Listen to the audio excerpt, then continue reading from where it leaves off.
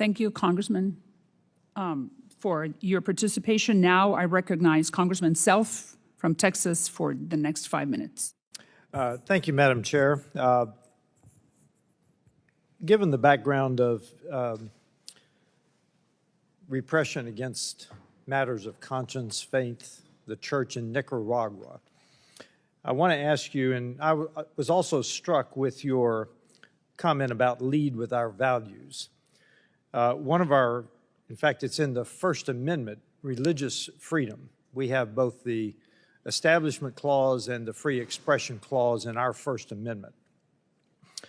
So, and please don't wander into humanitarian, education, migration issues. I want to know about the Biden administration's support for religious freedom, matters of conscience, matters of faith.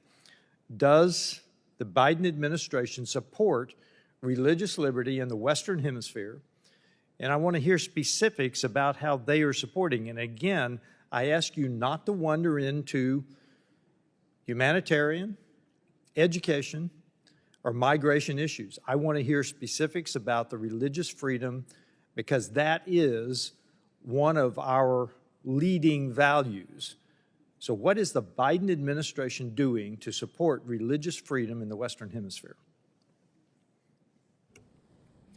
Thank you very much.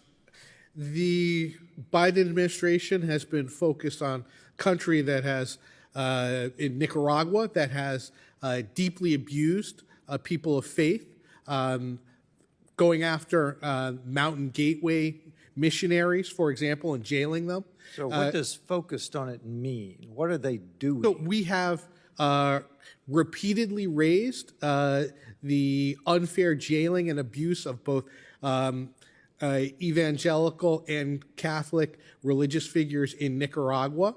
With the Ortega Murillo regime, we continue to advocate for the release of all prisoners of conscience in Nicaragua. Can you provide me the proof of that? Do you have letters that you could give me? I would like to see the specifics of what you've been doing rather than just a meeting date.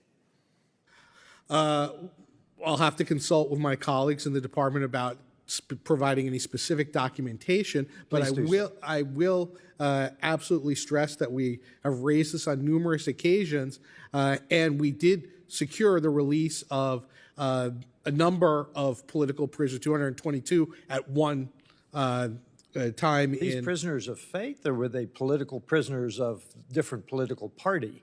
Because again, please refrain your remarks to religious liberty. Mm-hmm.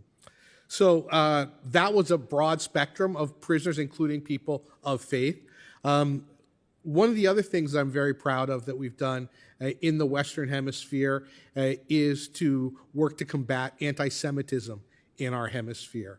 I issued a region-wide policy on combating anti-Semitism and directed each of our ambassadors in the field to develop their own anti-Semitism policies. I work hand in hand with Ambassador Lipstadt, and we've persuaded numerous countries in the hemisphere, most recently Paraguay and Guatemala, to name special envoys to combat anti-Semitism, and they signed a joint statement at the anniversary of the Amia bombing. And I appreciate that, Mr. Nichols. That is combating anti-Semitism. What I'm asking about is religious freedom for the citizens of the Western Hemisphere.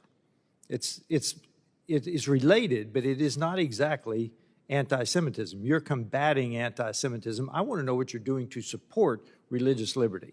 That's my question. So the State Department as a whole reports on international religious freedom in every country around the world. We raise the issues of freedom of religion with governments wherever we are present.